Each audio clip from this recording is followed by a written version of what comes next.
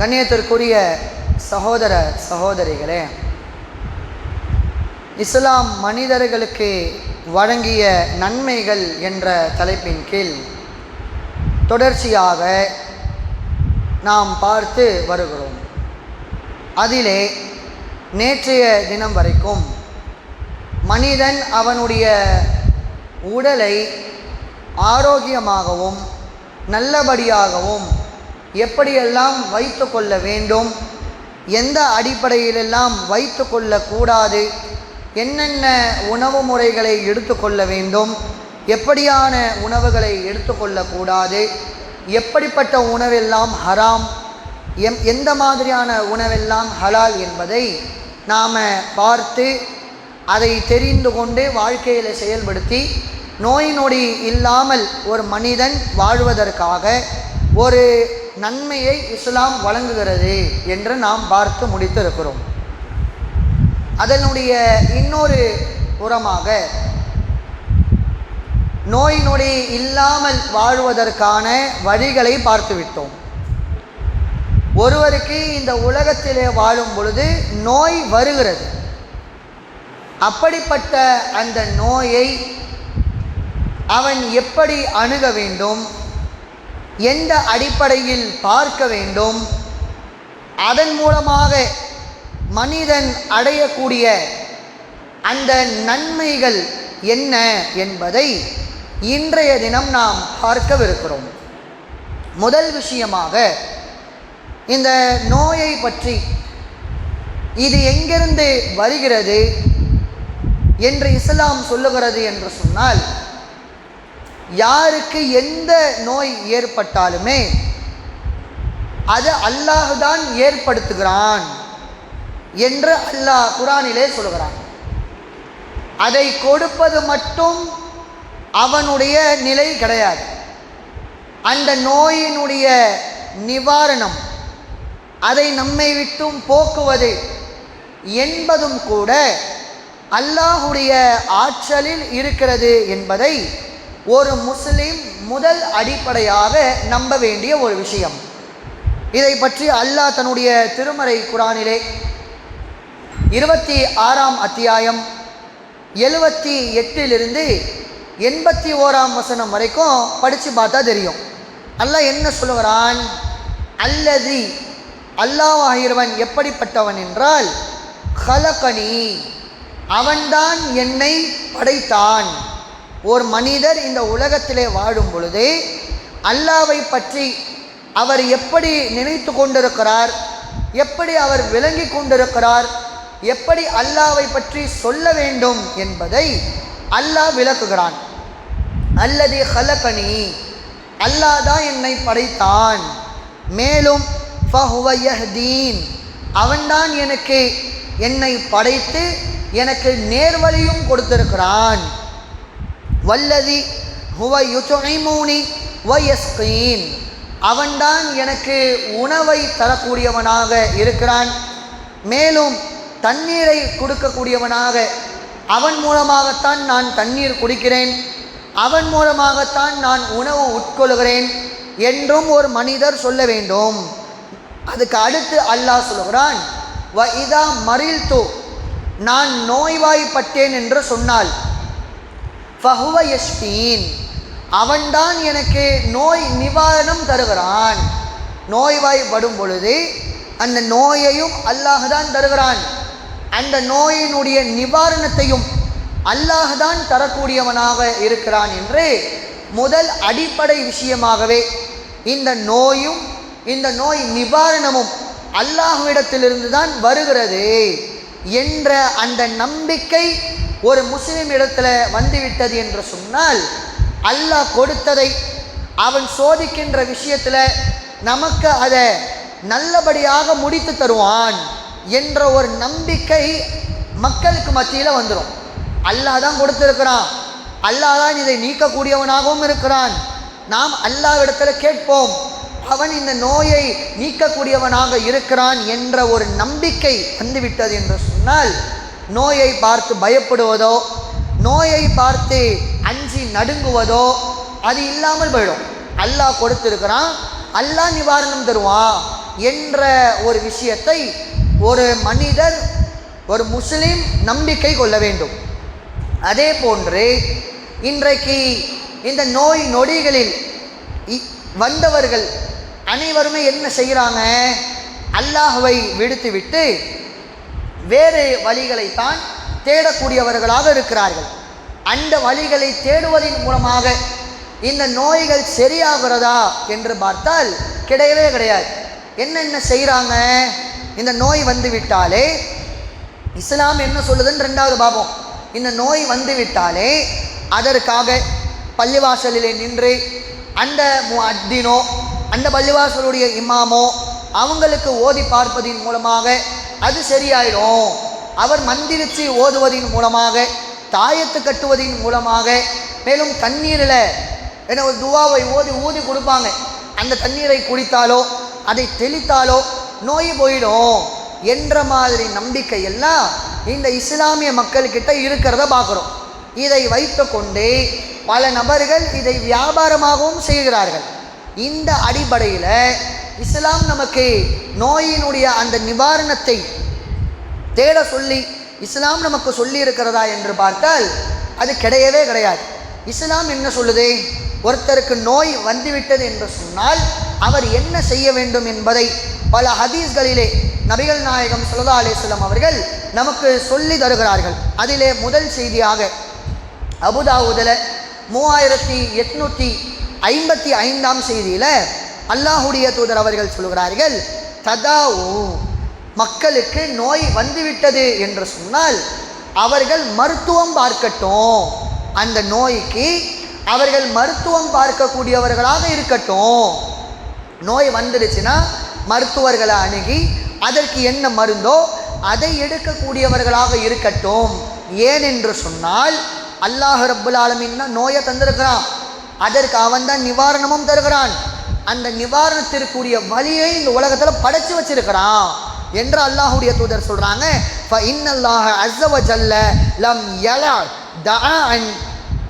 அல்லாஹ் ரப்புல் ஆலமீன் இந்த உலகத்திலே எல்லா நோய்க்குமே மருந்தை வச்சிருக்கிறான். இந்த உலகத்தில் அதையும் படைத்து வைத்திருப்பதனால, அதையும் அல்லாஹ் ரப்புல் ஆலமீன் இந்த உலகத்திலேயே கொடுத்து விட்டதனால ஒரு நோய் வந்துவிட்டது என்று சொன்னால் அதற்கான தீர்வு மருத்துவம். அந்த மருத்துவத்தை நீங்கள் பாருங்க, அந்த மருத்துவத்தை நீங்கள் பார்க்கக்கூடியவர்களாக இருங்கள்.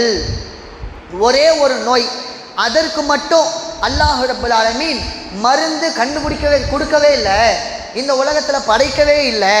அது என்ன நோய்னா முதுமை. ஏன்னா ஒருவருக்கு முதுமை வந்துருச்சு அப்படின்னா ஒரு மாத்திரையை போட்டு ஒரு டானிக்கு குடிச்சு வாலிபனாக ஆக முடியுமானா முடியாது, வயசானது ஆனது தான். அதை தவிர்த்து உள்ள எல்லா நோய்களுக்குமே இந்த உலகத்தில் மருந்து இருக்கிறது. அதனால் உங்களுக்கு நோய் வந்தது என்று சொன்னால் மருத்துவத்தை அணுகுங்க, உங்களுக்குரிய அந்த மருத்துவத்தை எடுத்துக்கொள்ளுங்கள் என்று நபிகள் நாயகம் ஸல்லல்லாஹு அலைஹி வஸல்லம் அவர்கள் நமக்கு சொல்லி தருகிறார்கள். அதே மாதிரி புகாரியில் பதிவான ஒரு செய்தியில் அல்லாஹுடைய தூதர் சொல்கிறாங்க, மா அன்ஸலல்லாஹு தாஅன் இல்லா அன்ஸல லஹு ஷிஃபா. அல்லாஹ் ரப்புல் ஆலமீன் இந்த உலகத்தில் நோயை எப்படி தந்திருக்கிறானோ, நோயை எப்படி வரவழைக்கிறானோ அதற்கான தீர்வும் இங்கே இருக்கு, அதற்கான நிவாரணமும் அருளாமல் இல்லை, அல்லாஹ் அதையும் அருளிதான் இருக்கிறான் என்று நபிகள் நாயகம் ஸல்லல்லாஹு அலைஹி வஸல்லம் அவர்கள் இந்த செய்தியிலையுமே சொல்கிறாங்க. அப்போ இந்த அடிப்படையில் பார்க்கும் பொழுது ஒரு நோய் வந்துவிட்டது என்று சொன்னால் அந்த நோய்க்கான மருந்தையும் அல்லாஹ் இந்த உலகத்திலே வைத்திருக்கிறான். அப்படியான அந்த மருந்தை நாம் எடுத்துக்கொள்ள வேண்டும் என்று இஸ்லாம் நமக்கு போதிக்கிறது. இதை மட்டுமா போதிக்கிறது? ஏனென்றால் இன்றைக்கு இந்த உலகத்தில் பார்க்கலாம், ஒரு நோயின் மூலமாக ஒருவர் மருந்து எடுப்பார், அதே நோய் வேற ஒருத்தருக்கும் இருக்கும், அதே மருந்து அவரும் எடுப்பார். ஒருத்தருக்கு சரியாயிருக்கும், இன்னொருத்தருக்கு சரியாயிருக்காது. ஒருத்தருக்கு நல்லபடியாக நல்லா ஆகிட்டு இருப்பார், இன்னொருத்தர் நல்லா ஆகாமல் இருப்பார். அப்போ மருத்துவத்தை எடுங்கள், குணமாகிவிடும் என்று அல்லாஹ் ரப்புல் ஆலமீன் சொல்லலை. அதற்கான விஷயத்தை தேடுங்க. 3 நாள் ஜுரம் வந்துருச்சு, 3 நாள் பார்ப்போம், அதுக்கு முடியலையா மருத்துவர்கிட்ட போவோம், அவர் ஒரு மருந்து தருவார், அதை ஒரு 3 நாளைக்கு சாப்பிடுவோம், அதுவும் முடியலையா அடுத்து மருத்துவர்கிட்ட தான் போவோம். அதுக்கடுத்து அவர் என்ன ஜுரம்னு செக் பண்ணணும், பிளட் டெஸ்ட் எடுக்கணும் அப்படின்னு தான் சொல்லுவாங்க. அதற்கடுத்து அதற்கான தீர்வுகளை எல்லாம் சொல்லுவாங்க. ஆனால் இப்படி ஒரு மனிதர் ஒரு புறம் இருந்தாலுமே இன்னொருத்தருக்கு ஜுரம் வருது, மருத்துவமே எடுக்கலை, அல்லது எடுத்து 3 நாளில் போயிடும், எடுக்கலைன்னா 1 வாரத்தில் போயிடும். அப்போ இந்த மாதிரி வேறுபட்ட அந்த விஷயங்கள் இருக்குதுல்ல, இதையுமே அல்லாஹ்வுடைய தூதர் அவர்கள் அழகிய முறையில் நமக்கு விளக்குறாங்க.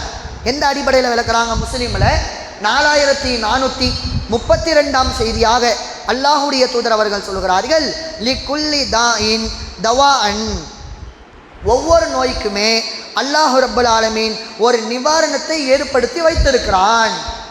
இந்த உலகத்தில் நோயை வைத்திருப்பதை போன்று அதற்கு நிவாரணமும் இருக்கிறது என்று சொல்லிவிட்டு, ஃபைதா உசிப தாஉ, ஒருவர் அந்த நோய் ஏற்பட்டு விட்டது என்று சொன்னால் அந்த நோய்க்குரிய நிவாரணம் சரியாக அமைந்து விட்டால், ஏன்னா உடல் என்பது வேறு வேறு. என்னதான் மனிதர்கள் இருந்தாலுமே மனிதர்களுக்கு உடல் ரீதியான பிரச்சனைகள் எல்லாம் வெவ்வேறு. ஒருத்தருக்கு உடல் ரீதி வேறு மாதிரி இருக்கும், ஒருத்தருக்கு அதிகமான நோய்கள் இருக்கும், சில பேர்களுக்கு அந்த மாதிரி நோய்கள் இருக்காது. சில பேர் நோய்களை ஏற்றுக்கொள்வார்கள், அந்த உடல் ஏற்றுக்கொள்ளும், அதற்கான சக்தி இருக்கும், சில நபர்களுக்கு இருக்காது. அதனால்தான் அல்லாஹ்வுடைய தூதர் சொல்கிறாங்க, இந்த நிவாரணம் சரியாக அமைந்து விட்டால், அல்லாஹ் நிவாரணத்தை வச்சிருக்கிறான், மருத்துவத்தை பார்க்க சொல்கிறான், அந்த மருத்துவத்தையும் அது சரியான முறையிலே அமைந்து விட்டது என்று சொன்னால் அல்லாஹ்வின் அனுமதியினால் சரியாயிடும். என்ன முக்கியமான ஒரு விஷயத்தை என்ன வைக்கிறாங்கன்னா, என்னதான் நீங்கள் மருத்துவம் செய்தாலுமே அந்த மருந்து என்பது உங்களுடைய உடம்பிற்குள் சென்றாலுமே அல்லாஹ்வுடைய நாட்டோன்னு ஒன்று வேணும். அப்போ மருத்துவமும் எடுக்கணும், அல்லாஹ்வையும் நாம் அல்லாஹ்கிட்டையும் பிரார்த்தனை செய்யணும், அவனும் நாடணும் என்று இஸ்லாம் நமக்கு இந்த அழகிய ஒரு விஷயத்தை போதிக்கிறது. அப்போ ஒரு மனிதர் ஒரு நோய் வந்து விட்டது என்று சொன்னால் அவர் எதன் மூலமாகவுமே ஏமாறக்கூடாது, அவர்களுடைய பொருளாதாரத்தை வீணடிக்கக்கூடாது, அல்லாஹ்விற்கு ஷிர்க் வைத்து விடக்கூடாது என்பதற்காக இஸ்லாம் காட்டக்கூடிய ஒரு வழிமுறை என்னன்னா, நோய் வந்தால் மருத்துவம் எடுத்துக்கோங்க, நிவாரணத்தை எடுத்துக்கோங்க, அந்த நிவாரணம் ஒழுங்கான முறையில் நமக்கு உடலுக்கு ஏற்றவாறு அமைந்து விட்டது என்று சொன்னால் அதற்கான அந்த தீர்வை அல்லாஹ் ரப்பல் ஆலமீன் நாடி அல்லாஹ் நமக்கு குணமாக்கிடுவான். இதுதான் நோயினுடைய அடிப்படையே. நோயினுடைய விஷயமே, ஒருத்தருக்கு நோய் வந்துருச்சுன்னா இதையெல்லாம் ஒரு மனிதர் செய்ய வேண்டும் என்பதை நபிகள் நாயகம் ஸல்லல்லாஹு அலைஹி வஸல்லம் அவர்கள் நமக்கு சொல்லி தருகிறார்கள். அப்போ இந்த சோதனையை அல்லாஹ் தான் கொடுக்கிறான், அல்லாஹ் தான் எடுக்கக்கூடியவனாகவும் அதை போக்கக்கூடியவனாகவும் இருக்கிறான் என்று ஒவ்வொருவருமே நம்ப வேண்டும். அடுத்ததாக, இந்த நோயிலேயே கடுமையான ஒரு நோய், பயம் மிக்க ஒரு நோய், அனைத்து மக்களுமே ஆட்டி வைக்கக்கூடிய ஒரு நோய் ஒரு சமுதாயத்தில் வருகிறது என்று சொன்னால் அதுதான் தொற்று நோய்.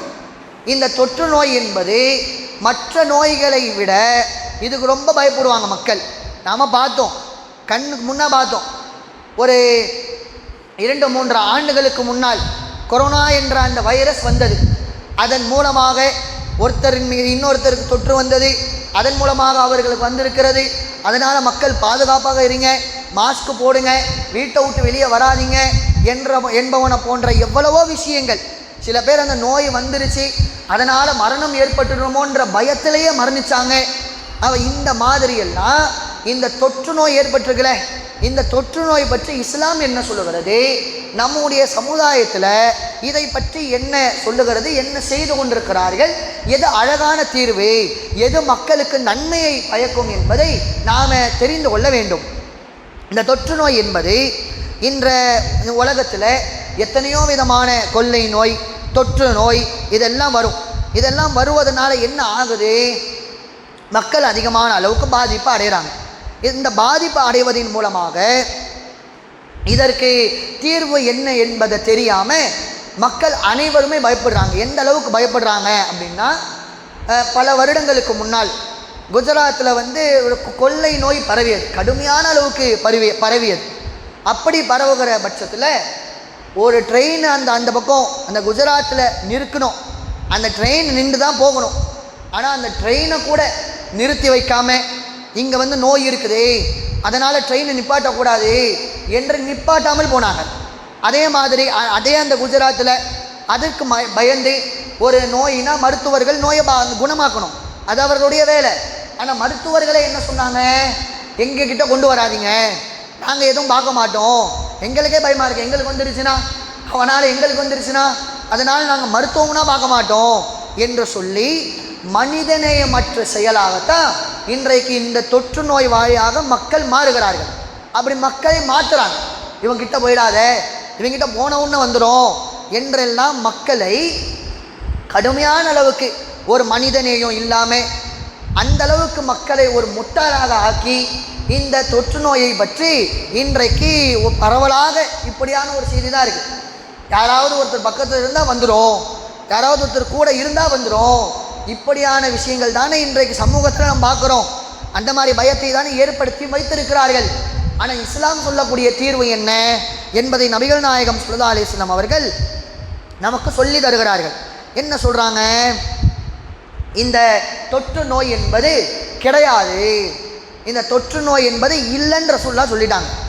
மாறாக தொற்று நோய் உண்மையிலே ரசூலுல்லாஹ் இல்லைன்னே சொல்லியிருக்கிறாங்களா, இல்லை வேறு ஏதாவது கருத்துக்கள் இருக்குதா என்று நாம் எடுத்து பார்க்கும் பொழுது அதே ஹதீஸில் அழகான முறையில் இதை எப்படி ஒரு முஸ்லீம் பார்க்க வேண்டும் என்பதை நமக்கு தெளிவாக சொல்கிறார்கள். இந்த செய்தி புகாரியில் 5717 செய்தியில் இருக்குது.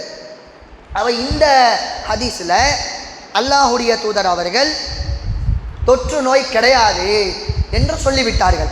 சொன்ன உடனே என்ன செய்கிறாங்க, ஒரு கிராமவாசி ஒரு கேள்வியை கேட்குறாங்க, அல்லாஹுடைய தூதரே 2 ஒட்டகம் இருக்கிறது என்னிடத்துல, அந்த ஒட்டகத்தில் ஒரு நோய்க்கு அந்த ஒரு ஒட்டகத்துக்கு நோய் வந்துச்சு, அதை தொடர்ந்து இந்த ஒட்டகத்துக்கும் வந்துருச்சு, அப்போ தொற்று நோய் இருக்கதான செய்துன்ற ரீதியில் கேட்குறாங்க. தொற்று நோய் ரசூலுல்லாஹ் இல்லைன்னு சொல்லிட்டாங்க. ஆனால் ஒரு கிராமவாசி என்ன கேள்வி கேட்குறாங்கன்னா, ரசூலுல்லாஹ்வே இந்த ஒட்டகத்துக்கு தொற்று நோய் இந்த நோய் வந்துச்சு, அதன் மூலமாக இன்னொரு ஒட்டகமும் பாதிப்படைந்துருச்சே, அப்போ தொற்று நோய் இருக்குதான்னு அர்த்தம் என்று கேட்கிறார்கள். அதற்கு நபிகள் நாயகம் ஸல்லல்லாஹு அலைஹி வஸல்லம் அவர்கள் சொல்லுகிறார்கள், தொற்று நோய் என்பது இல்லைன்னு முன்னாடி சொல்லிட்டாங்க, எந்த அடிப்படையில் இல்லைன்னு இங்கே விளக்குகிறார்கள். அப்போது ரசூலுல்லாஹ் கேட்குற கேள்வி என்னன்னா, அந்த முதல் ஒட்டகம் இருக்குதுல்ல, இந்த நோய் வந்த ஒட்டகம், அதற்கு நோயை கொடுத்தது யாருன்னு கேட்குறாங்க. இந்த 2வது ஒட்டகத்துக்கு முதல் ஒட்டகத்தினால நோய் வந்துச்சுன்னு சொல்கிறீங்க, சரி, அப்போ முதல் ஒட்டகத்துக்கு எப்படி வந்தது என்று கேட்கும் பொழுது அது அல்லாஹ் தான் கொடுத்தான். அப்போ அல்லாஹ் கொடுத்தான்னா அல்லாஹ் கொடுத்தான் என்று தான் நம்பணும். நாமளும் முன்னால் பார்த்தோம், நோய் ஏற்பட்டால் அவனே நிவாரணம் தருகிறான், நோயையும் அவன்தான் தரான், நிவாரணமும் அவன்தான் தருகிறான். அப்போ தொற்று நோய் ரசூல் ஸல்லல்லாஹு அலைஹி வஸல்லம் அந்த ஒட்டகத்துக்கு இந்த ஒட்டகத்திலேருந்து வரலன்னு சொல்லலை. இதை என்ன கவனிக்கணும், தொற்று நோய் அந்த ஒட்டகத்திலேருந்து நான் வரலப்பா என்று சொல்லலை, அது அதுலேருந்து தான் வந்திருந்தாலுமே நம்முடைய நம்பிக்கை எப்படி இருக்கணும், அந்த கிருமிகள் எல்லாம் மற்ற மனிதர்களை பாதிப்பு அடையத்தான் செய்யும், அதில் மாற்று கருத்து கிடையாது.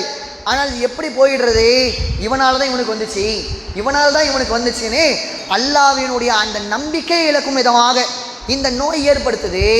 இது இவனால தான் வந்துச்சு, அல்லாஹ்வுடைய நாட்டம்னா கிடையாது, இவனால் வந்துருச்சு, இவன் அந்த வீட்டுக்கு போயிட்டு வந்ததுனால நோய் வந்துருச்சு, இவன் அவன்கிட்ட போய் பேசினதுனால நோய் வந்துருச்சு என்று இந்த மாதிரி அந்த தொற்று நோய் போகாமல் இருப்பதற்காகத்தான் நபிகள் நாயகம் ஸல்லல்லாஹு அலைஹி வஸல்லம் அவர்கள் தொற்று நோய் கிடையாதுன்னாங்க. எந்த அடிப்படையில் கிடையாது, நோய் என்பது அல்லாஹ் ரப்புல் ஆலமீன் கொடுக்கிறது, அந்த நோய் பரவத்தான் செய்யும், ஆனால் அது அல்லாஹ்வுடைய நாட்டத்தினால்தான் நடக்கிறது என்று ஒவ்வொரு முஸ்லீமுமே நம்ப வேண்டும் என்பதை நபிகள் நாயகம் ஸல்லல்லாஹு அலைஹி வஸல்லம் அவர்கள் நமக்கு ஒரு அறிவுரையாக சொல்லுகிறார்கள். இந்த மனிதநேயம் அற்ற இந்த செயல் மூலமாக இன்றைக்கு கடுமையான அளவிற்கு ஒரு இறந்த அந்த பிணத்தை கூட தூக்கக்கூடாது, அதன் மூலமாக கூட நோய் பரவும் இவ்வளவு பயமுறுத்தி வச்சிருக்காங்களே. ஆனால் அல்லாஹ்வுடைய தூதர் அவர்கள் நமக்கு சொன்ன அறிவுரை என்ன தெரியுமா, இந்த செய்தி அபுதாவுதில் 3103வது செய்தியாக இருக்கிறது. அல்லாஹ்வுடைய தூதர் சொல்கிறாங்க, இதா சமயத்தும் பிஹி பி அருளின், நீங்கள் இருக்கிற ஒரு ஊரிலே தொற்று நோய் கொள்ளை நோய் ஏற்பட்டது என்று சொன்னால் அந்த ஊரை விட்டு வெளியேறாதீங்க, பயந்து நீங்கள் என்ன செய்யக்கூடாது, அந்த ஊரை விட்டு வெளியேறக்கூடாது. அதே மாதிரி இன்னொரு ஊரில் தொற்று நோய் வந்துவிட்டது என்ற செய்தி கிடைக்கிறது, அந்த ஊருக்கு நீங்கள் போகவும் செய்யாதீங்க. இந்த ஊரில் வந்துருச்சுன்னா இங்கேருந்து நாம் வேறு ஊருக்கு பயந்தும் போகக்கூடாது. வேறு ஊரில் வந்துருச்சுன்னு சொன்னால் இங்கேருந்து நாம் அந்த ஊருக்கும் போகக்கூடாது. ஏன்? அல்லாஹுடைய தூதர் இந்த ஊரிலே இருக்கும் பொழுது மக்கள் நோய்வாய்ப்படுவாங்க. அந்த நோய்வாய்ப்படும் பொழுது அந்த மக்களை பார்ப்பதற்கு யார் இருக்கா? அந்த மக்களை பார்க்க வேண்டும், அவர்களுக்கான அந்த சிகிச்சைகளை கொடுக்க வேண்டும் என்பதற்காக அல்லாஹுடைய தூதர் அவர்கள் இந்த அறிவுரையை நமக்கு சொல்லி தருகிறார்கள். அப்போ தொற்று நோய் என்பது அது உண்மையாக இருந்ததின் அடிப்படையில் இந்த ஒரு முறை அல்லாஹுடைய தூதர் நல்ல ஒரு முறையாக நமக்கு சொல்லி தருகிறார்கள். அப்போ இந்த நோயை நாம் எடுத்துக்கொண்டால் இது ஒருத்தரின் மூலமாக இன்னொருத்தருக்கு பரவுதுன்னு வைத்துக்கொள்வோம். இப்படி பரவுவதன் மூலமாக எல்லாருக்குமா பரவுது? இப்போ சொன்ன அடிப்படையில் இந்த தொற்று நோய் ஒன்று வந்துவிட்டது, இது தொற்றால் தான் ஏற்படுகிறது என்று ஒருவர் சொல்வாரே, ஆனால் அத்தகைய எல்லா மக்களுக்குமா வருது? சிந்திச்சு பாருங்க. வீட்டிலேயே 4-5 பேர் இருப்போம், ஒருத்தருக்கு வந்திருக்கும், மீதி 4 பேருக்கு வந்திருக்காது. எழுத்த வீட்டில் ஒருத்தனுக்கு வந்திருக்கும். அவ அல்லாஹ் ரப்புல் ஆலமீன் அல்லாஹ்வுடைய நாட்டம்தான் இது என்பது இதில் புரியுதா இல்லையா? ஒருத்தருக்கு நோய் வருது, இன்னொருத்தருக்கு நோய் வரலை. ஒருத்தர் நோயால் இறக்குறாரு, இன்னொருத்தர் நோயால் அது நோயாக வந்து மீண்டும் அவர் திரும்பவும் நிவாரணம் பெற்றுக்கொள்கிறார். அப்போ அல்லாஹுடைய தூதர் அவர்கள் இது அல்லாஹுடைய நாட்டத்தினால் தான் நடக்கிறது, இந்த தொற்று நோய் என்பது இது மார்க்கத்துக்கு மாற்றமான ஒரு வகையில் உங்களை கொண்டு சென்று விடக்கூடாது. அதனால் இந்த தொற்று நோய் யாருக்கு வந்திருக்கிறதோ அவர் மூலியமாக, அவருடைய அந்த தும்புவதின் மூலியமாக, இரும்புவதின் மூலியமாக அந்த கிருமிகள் வெளியே வந்து காற்றுல கலந்து அந்த கிருமி தான் மற்றவர்களை தாக்குதை தவிர இவனால் இவருக்கு ஆச்சுன்னு நம்மளை யாராலுமே சொல்ல முடியாது. சாதாரணமாக சிந்திச்சு பாருங்களேன். ஒருவர் இந்த ஒரு வீட்டில் இருக்கிறாரு, பக்கத்து வீட்டில் இருக்கிறவருக்கு நோய் வந்துருச்சு, அவரை பார்க்க கூட இல்லை, ஆனாலும் என்ன செய்வாங்க? இந்த பக்கத்து வீட்டில் வந்ததுனால எனக்கும் வந்துருச்சு, இது சாத்தியமா? இது சாத்தியமா? ஒருத்தர் பார்க்கவே இல்லாத ஒரு ஆள், சந்திக்கவே இல்லாத ஒரு ஆள் தன் இடத்துல எனக்கு அந்த நோயை கொடுத்துட்டாருன்னு சொல்கிறது ஒரு முட்டாள்தனமான ஒரு விஷயமாக இருக்கிறதுனால இந்த தொற்று நோயே நமக்கு வந்தாலுமே அல்லாஹ் ரப்புல் ஆலமீன் சொல்லுவது, மருத்துவத்தை பாருங்கள், நீங்கள் உங்களை எப்படி பார்த்து கொள்கிறீர்களோ அதே மாதிரி நீங்கள் மக்களையும் நீங்கள் பார்க்க வேண்டும். இதனால் அதிகமான மனிதநேயம் வளர்கிறது. அது வளருவதன் மூலமாக அதிகமான அளவுக்கு மக்கள் பாதுகாப்பாகவும் மற்றவர்களை பாதுகாக்கக்கூடியவர்களாகவும் மக்கள் மாறுகிறார்கள். இதில் ஒவ்வொரு முஸ்லீமுமே கண்ணும் கருத்துமாக அல்லாஹ்வின் மீது நம்பிக்கை வைத்து இந்த நோய் வரும் பொழுதெல்லாம் நாம் எந்த ஒரு விதத்திலுமே அஞ்சாமல் அதிகமான அளவுக்கு அல்லாஹ் கொடுத்திருக்கிறான். ஒவ்வொரு துன்பமான காரியங்களின் பொழுதும் நபிகள் நாயகம் ஸல்லல்லாஹு அலைஹி வஸல்லம் அவர்கள் சொன்ன ஒரு வார்த்தை அல்லாஹ் குர்ஆனிலேயும் சொல்கிறான், வைதா அஸாபத்துஹும் முஸீபா, உங்களுக்கு ஒரு முசீபத்து, ஒரு கெட்டது நடந்து விட்டது என்று சொன்னால் அதற்காக நீங்கள் இன்னா லில்லாஹி வ இன்னா இலைஹி ராஜிஊன், நாங்கள் அல்லாஹ்விற்குரியவர்கள், நாங்களும் அவங்ககிட்ட தான் போக போகிறோம்.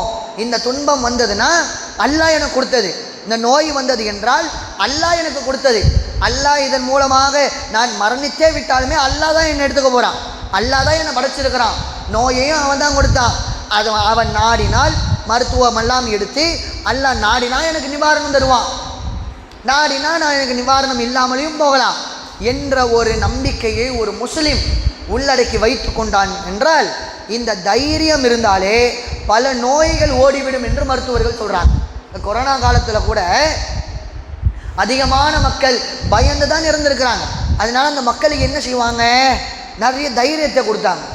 முதல்ல பயப்படாதீங்க, பயம் என்பது இருக்கக்கூடாது, பயப்படாமல் தைரியமாக இருங்க.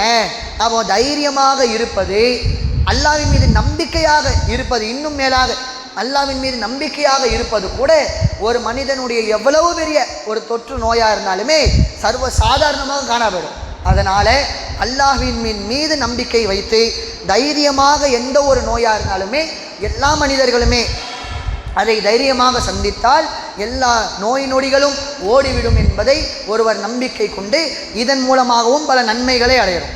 இந்த உலகத்தில் இருக்கும் பொழுது ஒரு நோய் வந்துருச்சு, அதை மக்களுக்கு பார்ப்பதின் மூலமாக இஸ்லாம் இதைத்தான் சொல்லிக் கொடுக்கிறது. முஸ்லிம்கள் எல்லாம் இப்படி தான், நல்லவர்களாக இருக்கிறாங்க என்ற ஒரு நற்பெயர் நமக்கு ஏற்படுத்தி கொடுக்கிறது இஸ்லாம். அதுவும் நமக்கு ஒரு நன்மையாக அமைகிறது. ஒரு நோய் வந்து விட்டால் அதற்கு பயப்படாதீங்கன்னு சொல்கிறாங்க. பயப்படுவதின் மூலமாக ஒருவர் மரணம் அடைந்து விட்டால் அது அவருக்கு தோல்விதான். மாறாக அவர் தைரியமாக இருந்து அந்த நோயோடு போராடி அவர் தைரியமாக இருந்தார் என்று சொன்னால் அவருக்கு அந்த நோய் போய்விட்டு இந்த உலகத்தில் வாழக்கூடிய அந்த வாய்ப்பை, ஒரு நன்மையை இஸ்லாம் நமக்கு வழங்குகிறது. ஆகவே இதிலேயும் நாம் கண்ணும் கருத்துமாக இருந்து கொண்டு நோயை அணுக வேண்டிய முறையிலே நாம் அணுகி மறுமையிலே வெற்றி பெறக்கூடிய நன்மக்களாக அல்லாஹ் உங்களையும் என்னையும் ஆக்கி அருள் புரிவானாக என்ற பிரார்த்தனையோடு என்னுடைய உரையை நிறைவு செய்கிறேன். வாஹிர் தஅவானா அல்ஹம்துலில்லாஹி ரப்பில் ஆலமீன். அஸ்ஸலாமு அலைக்கும் வரஹ்மத்துல்லாஹி வபரகாத்துஹு.